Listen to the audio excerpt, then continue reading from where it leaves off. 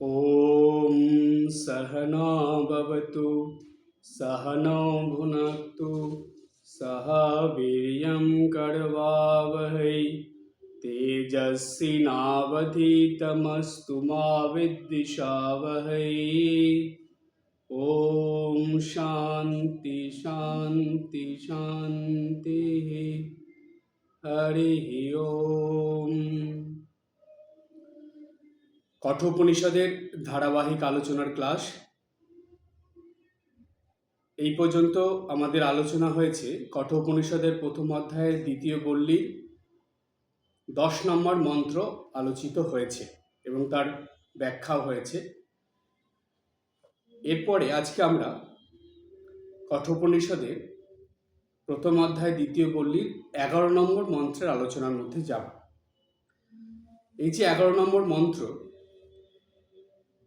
এটাই আলোচনায় যাওয়ার আগে 10 নম্বর মন্ত্রে যেটা আলোচনা হয়েছিল তার সারসংক্ষেপটা একটু বলে নিলে আপনাদের এটা বুঝতে সুবিধা হবে। সেখানে আমরা দেখি যে যমরাজ নচিকেতাকে প্রশংসা করেছেন এবং সেই সঙ্গে নচিকেতাকে এটা বলেছেন যে এই যে ধন সম্পত্তি বা জাগতিক যা কিছু আছে এগুলোকে লাভ করতে গেলেও তো কর্ম করতে হয়। সেই কর্ম করে মানুষ জাগতিক যা কিছু লাভ করে, ধন সম্পত্তি, বাড়ি গাড়ি, টাকা পয়সা, পদমর্যাদা, মান সম্মান যাই করুক না কেন, সেগুলো কিন্তু ক্ষণস্থায়ী, সেগুলো দীর্ঘস্থায়ী নয়। কারণ তার জীবনে সেগুলো জীবনের শেষ দিন পর্যন্ত থাকতে পারে, নাও থাকতে পারে, কিন্তু মৃত্যুর পরে তার ওগুলো আর কিছুই থাকে না। তাই বলছে যে জাগতিক বিষয়বস্তুর থেকে মানুষ যেটাই লাভ করুক না কেন সেটা কখনো দীর্ঘস্থায়ী হয় না, সেটা সবসময় ক্ষণস্থায়ী হয়। আর সেই কর্মের দ্বারা যেই ফল, জাগতিক কর্মের দ্বারা যেই ফল মানুষ লাভ করে, সেটা যত ভালোই, যত উচ্চ জিনিস বা যত ভালো জিনিসই হোক না কেন, যত উচ্চ পদ বা যত উচ্চ ক্ষমতাই হোক না কেন, সেগুলো সবই কিন্তু একটা সময় আস্তে আস্তে নষ্ট হয়ে যায় বা সেটা চলে যায়। তারপরে আবার তাকে নতুন করে শুরু করতে হয়। এই কথা বলতে গিয়ে আমি দেবতাদের কথা বলেছিলাম যে যেসব দেবতাদের কথা আমরা জানি তারা কিন্তু ক্রমাগত কায় মনোবাক্যে পুণ্যকর্ম শুভকর্ম করতে করতে এই দেবত্বের পদ লাভ করেছে। সেই যমরাজ তিনি একজন দেবতা, তিনি এই কথা বলছেন যে এই যে নাচিকেত নামে বা নচিকেতার নামে যে যজ্ঞটা যেটা যমরাজ করেছেন, সেটা জাগতিক জিনিসপত্র দিয়ে জাগতিক উপায়ে সেই যজ্ঞটা যমরাজ করেছেন। যদিও এটা খুবই পুণ্য কর্ম, কিন্তু এটার পিছনে জাগতিক সব কিছু আছে। তাই এই যজ্ঞের ফলে যেই যজ্ঞটা একটা কর্ম, সেই নাচিকেতার যজ্ঞ করে এই কর্মের ফল হিসাবে যমরাজ তিনি এই দেবত্বের পদ লাভ করেছেন, যম দেবতা হয়েছে। কিন্তু যমরাজ নচিকেতাকে বলছেন যে দেখো নচিকেতা, আমি জানি এই এত উচ্চ সম্মানের দেবত্বের পদ আমি লাভ করেছি, কিন্তু এটাও দীর্ঘস্থায়ী নয় বা এটা পার্মানেন্ট নয়। এটাও একদিন ধীরে ধীরে এর যে পুণ্যফল সেটা নষ্ট হয়ে যাবে বা সেই পুণ্যফলটা শেষ হয়ে যাবে। তারপরে আমাকে আবার এই মর্তলোকে জন্ম নিতে হবে, মনুষ্যলোকে আবার কর্ম করতে হবে। পুণ্যকর্মের ফলে ধীরে ধীরে আবার এই পদে আমাকে আসতে হবে বা এই পদ লাভ করতে হবে। তো এই সূত্র ধরে আমরা পাই, স্বামীজির কথাতে আছে, স্বামীজি বলছেন যে প্রত্যেকটা দেবদেবীর ক্ষেত্রে কিন্তু তাই। কায় মনোবাক্যে ক্রমাগত শুভ কর্ম করতে করতে এই একটা দেবত্বের পদ তারা লাভ করে। কিন্তু সেই পদ লাভ করার পরেও তাদেরকে সেইখানেও কর্ম করতে হয়। প্রত্যেকটা দেবদেবীর কিন্তু নির্দিষ্ট কর্ম ঠিক করা আছে। যেমন যমরাজের বা যম দেবতার নির্দিষ্ট কর্ম ঠিক করা আছে, ঠিক তেমনি যত দেবদেবীর কথা আমরা জানি এই আমাদের হিন্দু সনাতন শাস্ত্রে বা এই ধর্মগ্রন্থগুলোতে, পুরাণে, বেদে, বিভিন্ন জায়গায় এই দেবতারা কোন দেবতা কি কাজ করেন, কিসের দেবতা তিনি, সেগুলো সব উল্লেখিত আছে। সেই দেবতাকে এই কাজের জন্যই মানুষ তাকে শ্রদ্ধা ভক্তি সম্মান করে, পূজা করে, তার কাছে প্রার্থনা করে, তার স্তব স্তুতি করে। কিন্তু সেই দেবতা যদি সেই কাজ ঠিকভাবে না করেন, তাহলে কিন্তু তার কি হবে, খুব তাড়াতাড়ি সেই পুণ্যফল শেষ হয়ে বা নষ্ট হয়ে তাকে আবার এই মনুষ্যলোকে জন্ম নিতে হবে। তাই বলা হয়, এই যে পদমর্যাদাগুলো লাভ করে, সে মানুষই হোক আর দেবতাই হোক, সেই পদমর্যাদা লাভ করে সে যদি যেই কাজের জন্য যেই পদমর্যাদা সে লাভ করেছে সেই কাজ যদি ঠিকভাবে না করে, তাহলে কিন্তু তাকে বেশি দিন সে সেই স্থানে থাকতে পারে না, সেই পদমর্যাদায় সেই ক্ষমতায় সে থাকতে পারে না, ধীরে ধীরে সেটা নষ্ট হয়ে যায়। আর একটা কথা আছে, যদি সেই ক্ষমতা পেয়ে সেই পদমর্যাদা পেয়ে সে যদি সেটার অপব্যবহার করে, সেটা যদি খারাপ কাজে ব্যবহার করে, তাহলে সেই ক্ষমতা যদি সে বাজে কিছুর মধ্যে নষ্ট করে, তাহলে সেটাও খুব তাড়াতাড়ি শেষ হয়ে যায়। কিন্তু সে যদি পুণ্যকর্ম শুভকর্ম করতে থাকে সেই ক্ষমতা পেয়ে পদমর্যাদা পেয়ে, তাহলে তার সেই পদটা কিন্তু দীর্ঘদিন থাকে। একদিন শেষ হবে, কিন্তু দীর্ঘদিন থেকে তারপরে শেষ হবে। আর অপব্যবহার করলে, খারাপ কাজে লাগালে, সেটা তাড়াতাড়ি শেষ হয়ে যাবে, তাড়াতাড়ি নষ্ট হয়ে যাবে।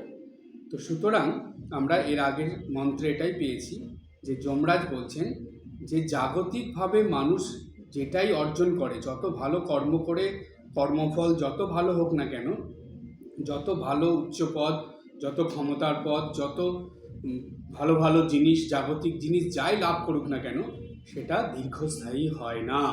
সেটা একটা সময় পর্যন্ত থাকবে, তারপরে সেটা নষ্ট হয়ে যাবে বা চলে যাবে। এবার আমরা দেখব, এই পর্যন্ত বলে নচিকেতাকে একটু প্রশংসা করেছিলেন যমরাজ, যে তুমি এই জাগতিক এই কর্মগুলো থেকে নিজেকে সরিয়ে এনেছো, সেই প্রশংসা করে এইবার যমরাজ নচিকেতাকে কি বলছেন পরের মন্ত্রে আমরা পাই। বললেন, কামস্য অন্তিম জগত প্রতিষ্ঠাম। আমি আগে পড়ে নিচ্ছি, তারপরে সেটার ব্যাখ্যার মধ্যে যাব। কামস্য অন্তিম জগত প্রতিষ্ঠাম কতৌর আনন্তম অভয়স্য পারম স্তোম মহৎ উরুগায়ম প্রতিষ্ঠাম দৃष्ट्वा ধৃত্বা ধীরঃ নচিকেতঃ অন্তঃসাক্ষিঃ। মাথার উপর দিয়ে বেরিয়ে গেল বা কানের পাশ দিয়ে বেরিয়ে গেল, এবার এটাকে ভিতরে ঢোকাতে হবে। বলছে, কামস্য অন্তিম জগত প্রতিষ্ঠাম। কামস্য অন্তিম মানে হলো কামনা বাসনার পরিসমাপ্তিতে জগত প্রতিষ্ঠাম, এই জগতের আশ্রয়ে, ক্রতর অনন্তম অভয়স্য পারম। বলছে, এই জগতের আশ্রয়ে যে কর্মযজ্ঞ চলে, সেই যজ্ঞের ফলের অনন্ত ফলস্বরূপ অভয়ের পরকাষ্ঠা প্রতিষ্ঠিত হয়। তারপরে স্তোম মহৎ উরুগায়ম প্রতিষ্ঠাম দৃष्ट्वा, প্রশংসনীয় বিস্তীর্ণ অনেক কাল স্থায়ী অবস্থাকে অনুধাবন করে ধৃত্বা ধীরঃ নচিকেত অন্তঃসাক্ষিঃ। বলছে, হে নচিকেতা, এই ধৈর্য সহকারে সুবুদ্ধি সম্পন্ন হয়ে এগুলোকে তুমি প্রত্যাখ্যান বা এগুলোকে তুমি ত্যাগ করেছো, প্রত্যাখ্যান করেছো। এর মধ্যে এই যে 4 লাইনের যে মন্ত্রটা, এই মন্ত্রটার মধ্যে আমরা খুব গুরুত্বপূর্ণ কতগুলো জিনিস পেয়েছি। শেষে আমরা পেলাম যমরাজ নচিকেতার প্রশংসা করলেন, সেটাই সবার শেষে। কিন্তু তার আগে কি কি বললেন, এবার আমরা 4টে লাইন, তো মানে 4টে লাইনে এই মন্ত্রটা, 11 নম্বর মন্ত্রটা, তো এক একটা লাইনের ব্যাখ্যার মধ্যে যাব। প্রথমে বলছেন কামস্য অন্তিম জগত প্রতিষ্ঠাম। বলছে, কামনা বাসনার পরিসমাপ্তিতে জগতের আশ্রয়। এটা কেমন জগতের আশ্রয়ে অর্থাৎ এই জগতে মনুষ্য লোকে এই জগৎ হলো অনিত্য, অসত্য। শ্রীমদ্ ভাগবত গীতাতে ভগবান বলছেন অর্জুনকে, অর্থাৎ অর্জুনের দ্বারা সমগ্র মানব জাতিকে ভগবান শিক্ষা দিচ্ছেন, বলছেন যে অনিত্যম অসুখম লোকম ইমাম প্রাপ্য ভজস্য মাম। বলছেন অনিত্যম অসুখম লোকম, এই লোকম মানে এই জগৎ, এই মর্ত জগৎ, এই মনুষ্য জগৎ অনিত্যম অসুখম। এই জগৎ নিত্য নয়, সুখকর নয়, এটা অনিত্য এবং অসুখকর। ভগবান স্বয়ং নিজে মুখে এটা জানিয়ে দিচ্ছেন, বলে দিচ্ছেন। তো সুতরাং এই জগৎ অনিত্য অসুখকর কেন? কারণ এই জগতে ভগবান সৃষ্টি করেছেন এবং সে মানুষই কোনো কিছু সৃষ্টি করলে যেমন সেটা দীর্ঘস্থায়ী হয় না, কিছুদিন পর ধীরে ধীরে সেটা নষ্ট হয়ে যায়, সেটা যত দামি জিনিসই হোক না কেন, ঠিক তেমনি ভগবান যেহেতু এই জগৎকে সৃষ্টি করেছেন, সেই জন্য এই জগৎ ক্রমাগত পরিবর্তনশীল। ভগবান কোনো কিছু স্থায়ী করে সৃষ্টি করেননি, তার সৃষ্টিতে ক্রমশ পরিবর্তন হবে বলেই সৃষ্টিটা যাতে ঠিকভাবে চলে, সেই জন্যই তিনি এটাকে অনিত্য এবং অসত্য করে রেখেছেন। তা না হলে এই সৃষ্টির মধ্যে বৈচিত্র্য আসবে না, তাহলে এই সৃষ্টিটা একঘেয়েমি হয়ে যাবে, সৃষ্টিটা বোরিং হয়ে যাবে। সেই জন্য ভগবান কি করলেন, এই সৃষ্টির মধ্যে এত বৈচিত্র্য এনে দিলেন। তাই এই জগতের যা কিছু দেখা যায় এগুলো সব কামনা বাসনার থেকে সৃষ্টি হয়। যে কোনো মানুষের জীবন আপনারা একটু ভালো করে চিন্তা করবেন, দেখবেন সেই মানুষের জীবনে সে যা কিছু লাভ করেছে সেগুলো সব তার কামনা বাসনার থেকেই জীবনে এসেছে। যা কিছু সে পেয়েছে, যা কিছু তার আছে, সেগুলো সবের পিছনে যেই কারণটা সেটা হলো কামনা বাসনা। এই কামনা বাসনার পরিসমাপ্তি না হলে এই জগতের যে আশ্রয়ে আমরা আছি, সেই জগতের আশ্রয়ের থেকে আমরা নিজেদেরকে সরিয়ে নিতে পারবো না। অর্থাৎ এই জাগতিক বন্ধন থেকে কখনো মানুষ মুক্ত হতে পারবে না। যতদিন কামনা বাসনা থাকবে ততদিন মানুষ এই জগতে বদ্ধ হয়েই থাকবে। সেই জন্য দেখুন জগৎজননী শ্রীমা সারদা দেবী কি সুন্দর কথা বললেন। মা জিজ্ঞেস করছেন, মা যখন জয়রামবাটিতে থাকতেন তখন প্রায় প্রতিদিনই বিকেলবেলা গ্রামের বিভিন্ন মহিলারা আসতেন, এসে জয়রামবাটিতে মা যেই পুরনো বাড়িতে যেই ঘরে থাকতেন, ঘরের সামনে যে বারান্দাটা, বারান্দায় সেই মহিলারা বসে কথা বলতেন। মাও তখন আসতেন, এসে তাদের সঙ্গে বসে কথা বলতেন। এইরকম একদিন তারা কথা বলছেন, সেখানে মাকো দিদি, নলিনী দিদি সবাই আছে। মা তাদের মধ্যে কথা হচ্ছে। তো এইবার সাংসারিক আলোচনা যখন হতো তখন মা কি করতেন, ওই আলোচনার মোড়টাকে ফিরিয়ে দিতেন। অর্থাৎ সেই সাংসারিক আলোচনা যাতে দীর্ঘস্থায়ী না হয়, যাতে সবসময় এরা সাংসারিক আলোচনা না করে, সেই জন্য মা কি করতেন, অন্য প্রসঙ্গ এনে দিতেন। ওই কথার মাঝেই কোনো ভগবত প্রসঙ্গ বা ঠাকুরের কথা বা অন্য কোনো কথা এনে দিতেন, যেটা সাংসারিক আলোচনা নয়, কথা নয়। কারণ সংসারী মানুষরা এক জায়গায় হলেই সমানে সাংসারিক আলোচনা বা সাংসারিক আলোচনা, এই পরিবার পরিজনের আলোচনা এইসব করতে থাকে। কিন্তু মা সেটা করতে দিতেন না, মা সেটাকে চেঞ্জ করে দিতেন, পরিবর্তন করে দিতেন। একদিন এইরকম নানা রকম কথা হতে হতে সেই প্রার্থনার কথা বা ভগবানের কাছে কিছু চাওয়ার কথা এইসব উঠেছে। মা এই কথা শুনে একটা প্রশ্ন করলেন। যখন আলোচনা চলতো তখন নলিনী দিদির গলা খুব বেশি শোনা যেত। নলিনী দিদি খুব মুখরা টাইপের ছিলেন। তো যাই হোক, এইসব নানা রকম কথা হতে হতে মা একটা প্রশ্ন করলেন, আচ্ছা বলতো নলিনী, ভগবানের কাছে কি চাইতে হয়?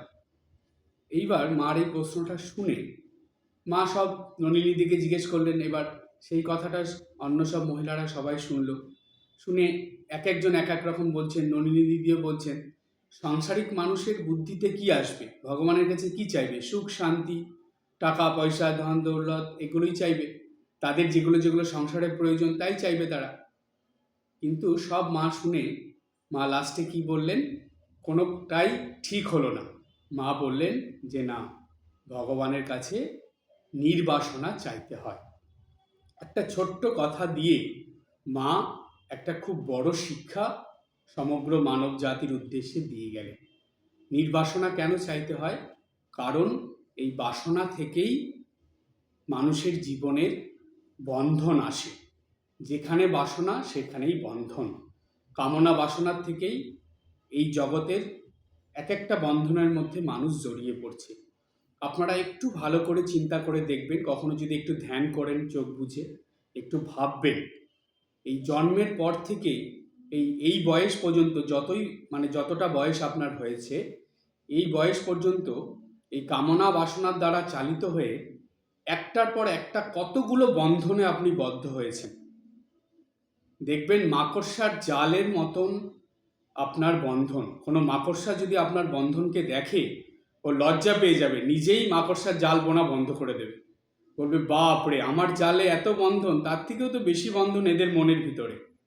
তো সুতরাং এই এক একটা বন্ধন থেকে মুক্ত না হতে পারলে কখনো জানবেন যে কখনোই আপনি এই মনুষ্য জীবন থেকে মুক্তি লাভ করতে পারবেন না।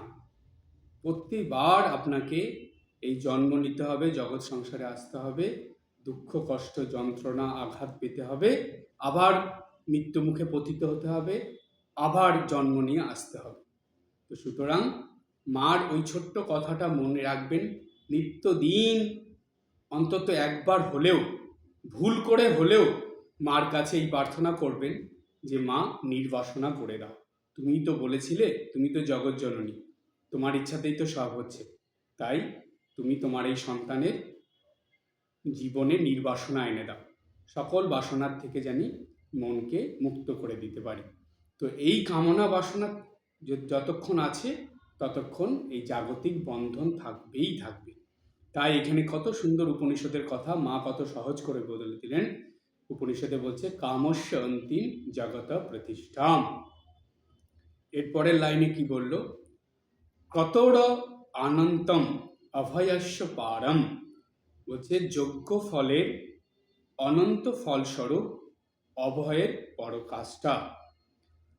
খুব গুরুত্বপূর্ণ কথা, এটার গভীর ব্যাখ্যার মধ্যে আমরা যাই। ক্রতর মানে হলো যোগ্য। যোগ্য কি বলছে? এই মনুষ্য জন্ম প্রাপ্ত হওয়ার পরে মানুষ, প্রত্যেকটা মানুষই 5টা ঋণের মধ্যে আবদ্ধ হয়ে পড়ে। যখনই আপনি এই জগতে জন্ম নিয়ে এসেছেন, মনুষ্য দেহ ধারণ করে এসেছেন, এই জন্মের পর থেকেই আপনি 5টা ঋণে জর্জরিত হয়ে আছেন। শাস্ত্রে বলছে নিত্যদিন আপনাকে এই 5টা ঋণ শোধ করার জন্য কর্ম করতে হবে। কোনো কোনো ঋণ শোধ করার জন্য নিত্যদিন করতে হয়, কোনোটা বছরে একবার কি দুবার করতে হয়। তো এবার এই 5টা ঋণ কি কি? এই 5টা ঋণ হলো, একটা দেব ঋণ, প্রথম, দ্বিতীয় ঋষি ঋণ, তৃতীয় হলো পিতৃঋণ, চতুর্থ নৃঋণ, আর পঞ্চম হলো ভূত ঋণ। এই 5টা ঋণ আছে। এবার বলছে, প্রশ্ন হলো যে এই 5টা ঋণ যদি প্রত্যেকটা মানুষের জীবনে থাকে, তাহলে এই ঋণগুলো শোধ করার উপায়টা কি? কিভাবে নিত্যদিনের জীবনযাপনের মধ্যে বা এই মনুষ্য জীবনে চলার পথে এই 5টা ঋণ কিভাবে শোধ করা যায়? এই ঋণ শোধ করার উপায় আমি বলবো, তার আগে বলি, যারা এই ঋণের কথা জানে না, বা যারা এইটা শোধ করার বা এই ঋণ থেকে কিভাবে মুক্ত হতে হয় সেটা জানে না, না জেনে তারা যদি জীবনযাপন করছে, তাহলে তার জন্য কোনো অপরাধ নেই। সে জানে না, করছে না, ঠিক আছে। কিন্তু যারা জেনে শুনে করে না বা জেনে শুনে করবে না, তাদের কিন্তু ক্ষমা নেই। তারা কিন্তু অনেক অপরাধের বা অনেক দোষ তাদের জীবনে চলে আসবে। তাই আপনারা যারা যারা এই ক্লাসে উপস্থিত আছেন বা যারা এই আলোচনা শুনছেন, এটা শোনার পর থেকে কিন্তু আপনারা এই যে 5টা ঋণ প্রত্যেকটা মানুষের জীবনে থাকে, এই ঋণ পরিশোধ করার যে উপায় আমি এখন বলবো সেটা শুনে এটা কিন্তু নিত্যদিন করার চেষ্টা করবেন। কোনো আমি আবারও বলি, কয়েকটা ঋণ আছে, এর মধ্যে 3টে ঋণ আছে যেটা নিত্যদিন করতে হয়, আর 2টো ঋণ আছে যেটা বছরে 1বার বা 2বার করলেই হয়। তো সেটা আমি এখন বলবো। তার আগে আমরা জানবো এই যে 5টা ঋণ, এই 5টা ঋণকে কি বলে একত্রে? এই 5টা ঋণকে একত্রে বলে পঞ্চঋণ। এই পঞ্চঋণের কথা আমরা এখন জানব। সেটা প্রথমেই আমি বললাম, যেটা হলো সবার প্রথমে আসে দেবঋণ। এই দেবঋণটাকে কিভাবে শোধ করতে হয়? আমাদের শাস্ত্রে মুনি ঋষিরা এর উপায় বলে দিয়েছেন। বলেছেন যে দেবঋণকে শোধ করতে হলে তোমাকে যজ্ঞ করতে হবে, অর্থাৎ যেই কর্মটা করতে হবে সেটা হলো দেবযজ্ঞ। দেবযজ্ঞটা কি? নিত্যদিন দেবদেবীদের উদ্দেশ্যে প্রার্থনা করা, তাদের স্তব স্তুতি করা, বন্দনা করা, তাদের পূজা করা এবং তাদের উদ্দেশ্যে হোম যজ্ঞ করা, এগুলো করার ফলে এই দেবঋণ শোধ হয়, অর্থাৎ দেবঋণ পরিশোধিত হয়। তাই নিত্যদিন দেবদেবীদের কাছে প্রার্থনা, স্তব স্তুতি করা, বন্দনা করা, তাদের নিত্য পূজা করা এবং তাদের নাম জপ করা, বিশেষ বিশেষ দিনে ওই বছরে 1-2বার যখন কোনো অনুষ্ঠান হলো, বাড়িতে একটা ধর্মীয় উৎসব হলো, বিশেষ পুজো, হোম, এগুলো করা, এতে দেবঋণ পরিশোধ হয়। 2 নম্বর হলো ঋষি ঋণ। এই ঋষি ঋণ পরিশোধ কিভাবে হয়? ঋষি যজ্ঞ করলে ঋষি ঋণ পরিশোধ হয়। এই ঋষি যজ্ঞটা কিভাবে করা হয়? বলছে নিত্যদিন শাস্ত্র পাঠ করা, যেমন ধর্মীয় শাস্ত্র, গীতা পাঠ, উপনিষদ পাঠ, রামায়ণ, মহাভারত, যেগুলোকে হিন্দু শাস্ত্রের মধ্যে খুব উচ্চ স্থানে রাখা হয়েছে, এই রকম শাস্ত্র পাঠ করার ফলে এই ঋষি ঋণ পরিশোধ হয়। এবং সেই সঙ্গে মুনি ঋষিদের বা সাধক সাধিকাদের বা সাধু সন্ন্যাসীদের সেবা করলে, তাদের যত্ন করলে বা তাদেরকে শ্রদ্ধা সম্মান করলে এই ঋষি ঋণ পরিশোধিত হয়। তাই এটাও নিত্যদিন মানুষকে করতে হয়। নিত্যদিন শাস্ত্র পাঠ করতে হয়, নিত্যদিন গুরু সেবা করতে হয়। কেন বললাম? কারণ এমন অনেক ভক্ত মানুষ আছেন যাদের নিত্যদিন আশ্রমে যাওয়া সম্ভব নয়, নিত্যদিন সাধু সন্ন্যাসী বা সাধক সাধিকাদের সঙ্গে দেখা করাও সম্ভব নয়, নিত্যদিন তাদের কাছে গিয়ে তাদের প্রণাম করা, তাদের যত্ন করা, সেগুলোও সম্ভব হয়ে ওঠে না। তাহলে সম্ভব কি করে হয়? সেটা হলো যাদের দীক্ষা হয়েছে তাদের নিত্যদিন গুরু সেবা করা, গুরু বাক্য পালন করলেই সেটা তাদের ওই সাধু সন্ন্যাসীর বা ঋষির বা মুনিদের সেবা করার ফল হয়ে গেল গুরু সেবার দ্বারা।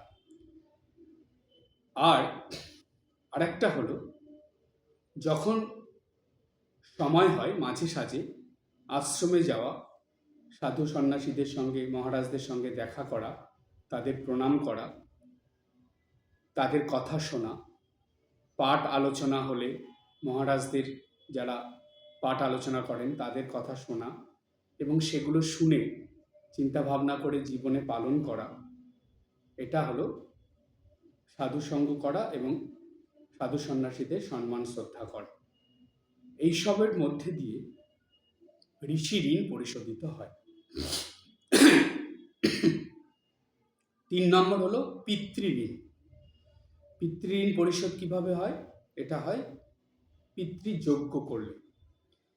এইটা প্রতিদিন করার নয়। প্রতিদিন যেটা করার সেটা হলো পিতামাতাকে প্রতিদিন প্রণাম করা।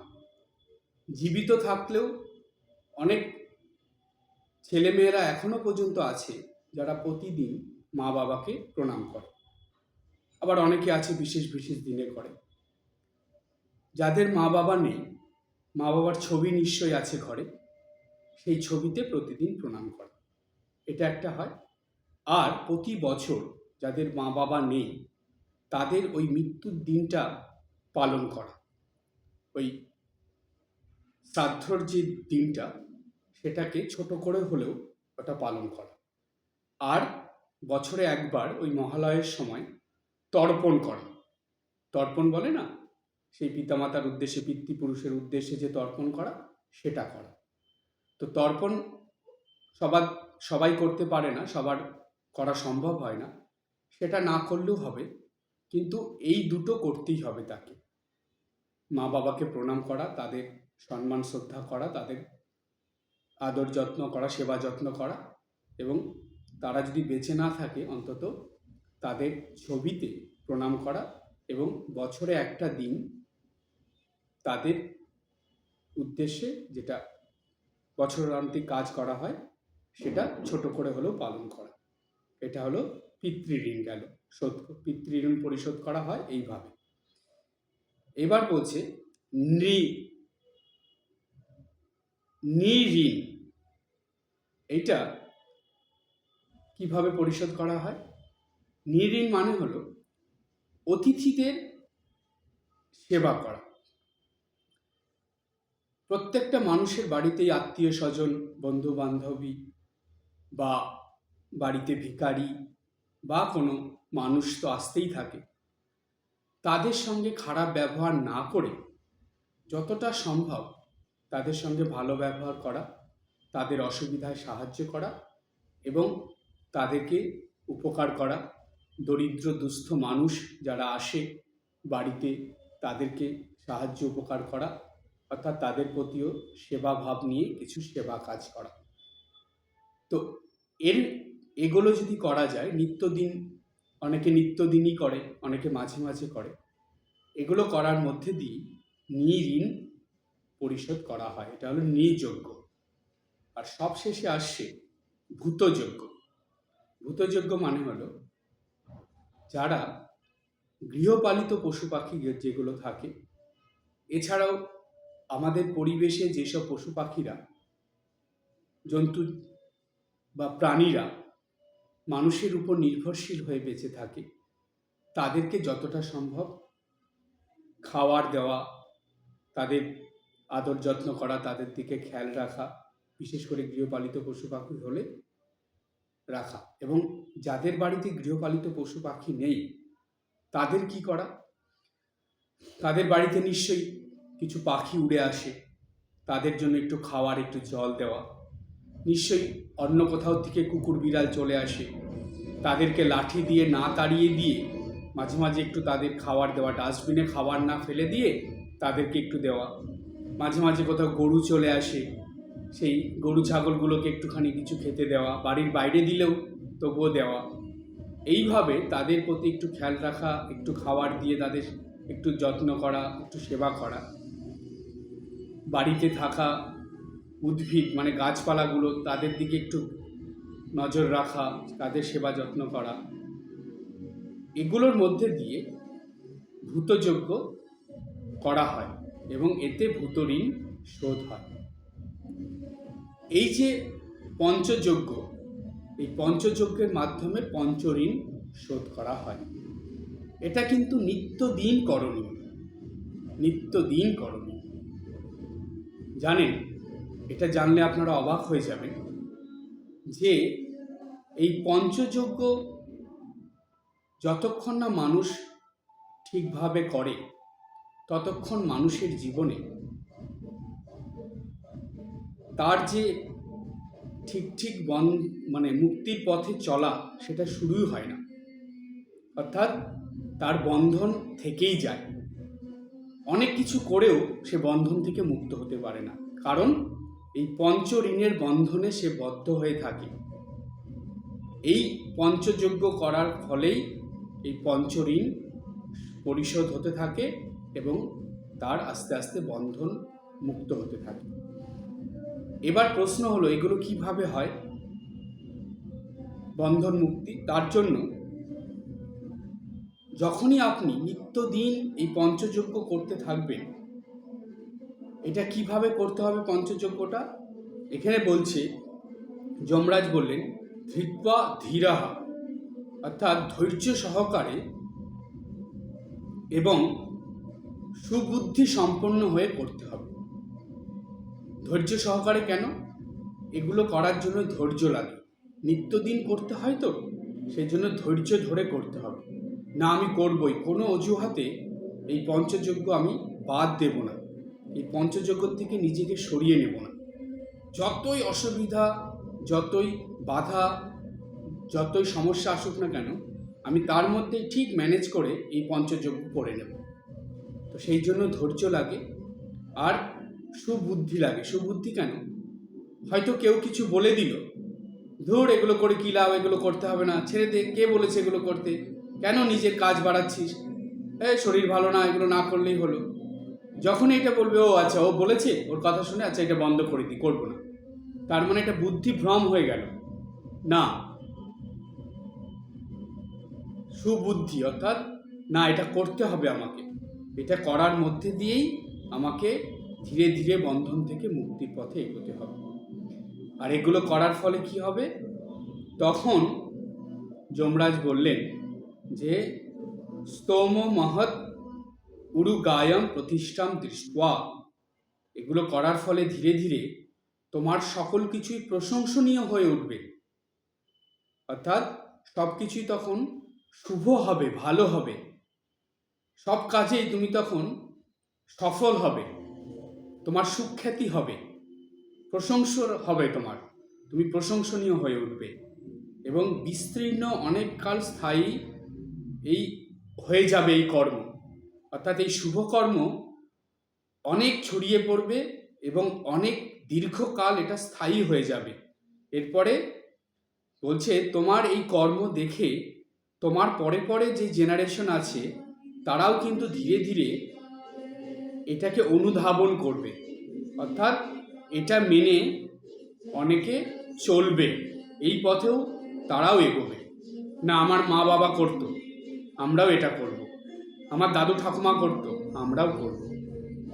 ভালো কিছু করতে হবে, জানেন, একটা একটা দিন আমাদের কাছে ভীষণ মূল্যবান, প্রত্যেকটা মানুষের কাছে এক একটা দিন ভীষণ মূল্যবান। প্রতিদিন রাত্রে শোয়ার আগে একটু ভাববেন তো সারাদিনে আপনি কি করলেন, এমন কিছু করলেন যেটা দেখে অপরের কাছে যেটা মনে হবে যে অপরে যদি আপনার কথা ভাবে, অন্তত এটা অন্তত ভাববে যে না, প্রত্যেকটা দিনে এই মানুষটা একটা এমন কিছু করছে যেটা সত্যি শিক্ষণীয়, যেটা আমাদেরকেও করতে হবে। এইরকমভাবে আপনার ছেলে মেয়ের কাছে, আপনার নাতি নাতনির কাছে এগুলো তুলে ধরতে হবে। তো অনেক বয়স্ক মানুষরাই বলে যে তাদের মনে খুব দুঃখ কষ্ট, কেন জানা, তাদের কথা, তাদের ছেলে মেয়েরা তো বাদ দিন, নাতি নাতনিরা তাদের কথা শোনে না, তাদের কাছে আসতে চায় না, তাদের সঙ্গে কথা বলতে চায় না, তাদের একটা কথা বললে তার বিপরীত করে, কোনো কথা শুনতে চায় না।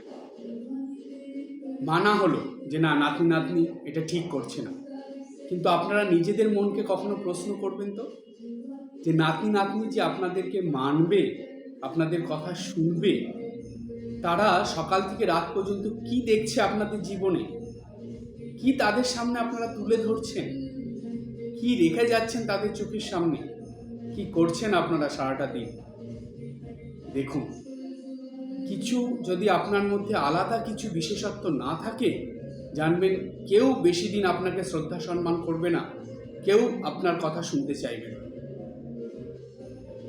একটা বিশেষ গুণ, একটা বা দুটো বিশেষ গুণ আপনার মধ্যে তুলে ধরতে হবেই হবে, আপনার মধ্যে রাখতেই হবে, তাই তবেই আপনার কর্মটা প্রশংসনীয় হবে, দীর্ঘকাল এটা স্থায়ী হবে এবং এই কর্মের পথ ধরে পরবর্তী প্রজন্মের আপনার বংশের, পরিবারের বা আপনার পরিবেশের মানুষজন সেটা জানবে, বলবে এবং সেটা মেনে চলার চেষ্টা করবে, অনুধাবন করবে আপনার পথ। এই কথাই যমরাজ নচিকেতাকে বললেন, নচিকেতার দ্বারা সমগ্র মানব জাতিকে বললেন বা উপদেশ দিলেন, শিক্ষা দিলেন। এরপরে আর একটা কথা যমরাজ বলেছেন, সেই প্রসঙ্গে আসব। এখন এই যে কঠোপনিষদের প্রথম অধ্যায় 2য় পল্লীর 11 নম্বর মন্ত্রটা আমরা এখানে শুনলাম, বুঝলাম, জানলাম, শেষে যমরাজ নচিকেতাকে বলছেন যে নচিকেত অন্ত সাক্ষিহি। সাক্ষিহি মানে হলো যে হে নচিকেতা, তুমি এগুলো সব প্রত্যাখ্যান করেছো। প্রত্যাখ্যান করেছো এটা কেন নচিকেতাকে বললেন? এটা নচিকেতা একটু প্রশংসা করলেন। অর্থাৎ দেখবেন যে কোনো মানুষের মধ্যে যদি ভালো গুণ থাকে সেটা হাসি মুখে বা আনন্দ সহকারে অবশ্যই প্রশংসা করতে হয়। এই জিনিসটা বর্তমান সময়ে খুবই কমে গেছে মানুষের মধ্যে থেকে। মানুষ কারো প্রশংসা একদম করতে চায় না। কিন্তু এই শাস্ত্র আমাদের শিক্ষা দিচ্ছেন, দেবদেবীরা আমাদের শিক্ষা দিচ্ছেন যে কারো মধ্যে যদি ভালো গুণ দেখতে পাও, তুমি যদি বুঝতে পারো না এটা সত্যি ভালো গুণ, তবে তার প্রশংসা তুমি অবশ্যই করবে। সবার সামনেও করবে এবং তার সামনেও করতে পারো, তার আড়ালেও করবে। সে উপস্থিত থাকলেও তার সামনে করবে, সে উপস্থিত না থাকলেও করবে। কারণ এই প্রশংসাটা মানুষের জীবনের উন্নতির জন্য, মানুষের জীবনে ভালো কিছু করার জন্য ভীষণ দরকার। তাই নচিকেতা যাতে আরও ভালো জীবনযাপন করতে পারে, আত্ম উপলব্ধির পথে যাতে আরও ভালোভাবে সে এগিয়ে যেতে পারে, সেজন্য যমরাজ নচিকেতার প্রশংসা করছেন, বলছেন। এর দ্বারা যমরাজ শিক্ষা দিচ্ছেন যে প্রত্যেকটা মানুষেরই উচিত কারো মধ্যে কিছু ভালো গুণ দেখলে, ভালো কিছু দেখলে সেটার প্রশংসা করা। তার সামনে হোক, সর্বসমক্ষে হোক, সেগুলোর প্রশংসা করতে হবে। এই গুণটা যাতে মানুষের মধ্যে থেকে হারিয়ে না যায়। তাই এই যে প্রশংসা করলেন নচিকেতার যমরাজ, প্রশংসা করে কি বললেন, যে কেন প্রশংসা করলেন তার কারণ, নচিকেতা সত্যি প্রশংসনীয় কাজ করেছেন। তিনি জাগতিক সব কিছু প্রত্যাখ্যান করে দিয়েছেন। যখন আত্মতত্ত্বের বিষয়ে যমরাজের কাছে নচিকেতা জানতে চাইল, তৃতীয় বর হিসাবে এটা চাইল যে আমি আত্মতত্ত্ব কথা শুনতে চাই, আত্মতত্ত্ব সম্বন্ধে জানতে চাই, তখন যমরাজ কত রকম প্রলোভন দেখিয়েছে নচিকেতাকে। কিন্তু নচিকেতা সব কিছু প্রত্যাখ্যান করেছে। জাগতিক কোনো প্রলোভনে নচিকেতা পা দেয়নি। নচিকেতা সব কিছু শুনে শুধু এটাই বলেছে যে আপনি আমাকে যাই দিচ্ছেন না কেন, যেগুলোই আপনি আমাকে উপহার হিসাবে বা নিজের থেকে দিতে চাইছেন, সেগুলো তো সবই জাগতিক। এই জাগতিক জিনিসগুলো নিয়ে সে যতই মূল্যবান ধন সম্পত্তি যা কিছু হোক না কেন, সেগুলো তো ক্ষণস্থায়ী। সেগুলো কি আমাকে অমরত্ব দিতে পারবে? সেগুলো কি আমাকে ঈশ্বর লাভ করিয়ে দিতে পারবে? সেগুলো কি আমাকে আত্মদর্শন করিয়ে দিতে পারবে, আত্ম উপলব্ধি করাতে পারবে? যমরাজ বলল না। তখন নচিকেতা বলল, তাহলে ওগুলো আমার দরকার নেই, ওগুলো আপনারই থাক। আমি সেটাই চাই যেটা আমাকে আত্ম উপলব্ধি করতে সাহায্য করবে, যেটা আমাকে ঈশ্বর দর্শন করতে সাহায্য করবে, যেটা আমাকে ভগবান লাভ করাতে সাহায্য করবে। আমি সেটাই চাই। ভাবুন তো, আমাদের মনে কখনো এই চিন্তা ভাবনা আসে? কখনো আমরা ভাবি এটা যে আচ্ছা, এটা তো আমরাও করতে পারি। আমি জগতের সেটাই চাই যেটা আমাকে নিত্যদিন গুরুবাক্য পালন করতে সাহায্য করবে, নিত্যদিন সাধন ভজন করতে সাহায্য করবে, নিত্যদিন পূজা পাঠ, জপ ধ্যান করতে সাহায্য করবে, নিত্যদিন সাধুসঙ্গ করতে সাহায্য করবে। এগুলো ভাবতে হবে। নচিকেতা সে যেটা ভেবেছিল সেই স্তরে যাওয়ার আগে এই স্তরগুলো মানুষকে অতিক্রম করতে হবে। তারপরে সেই সর্বোচ্চ চিন্তা যেটা যেটা সব থেকে উচ্চ চিন্তা, যার পরে আর কোনো চিন্তা থাকে না, আর কোনো চিন্তা আসতে পারে না, ওটার পরে আর অন্য কোনো চিন্তা করার পথ থাকে না।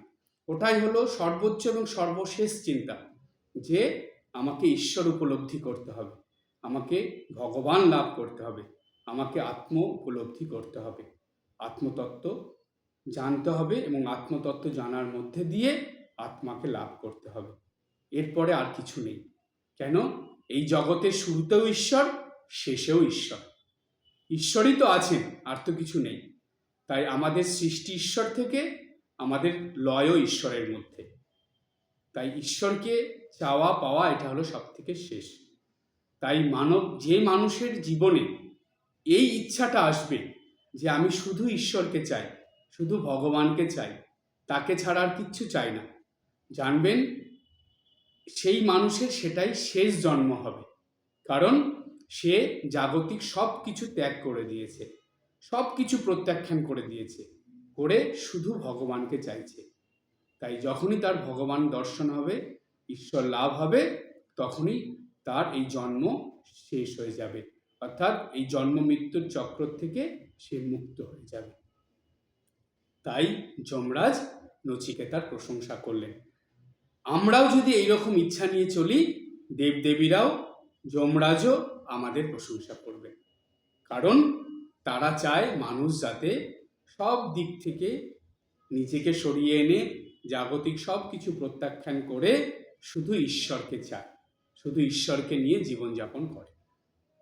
এটাই ছিল যমরাজের বলার উদ্দেশ্য। আজকে এই পর্যন্ত। সবাই ভালো থাকবেন, হাসি খুশি আনন্দে থাকবেন। ওম শান্তি শান্তি শান্তি। হরি ওম তৎসৎ। শ্রীরামকৃষ্ণার্পণমস্তু।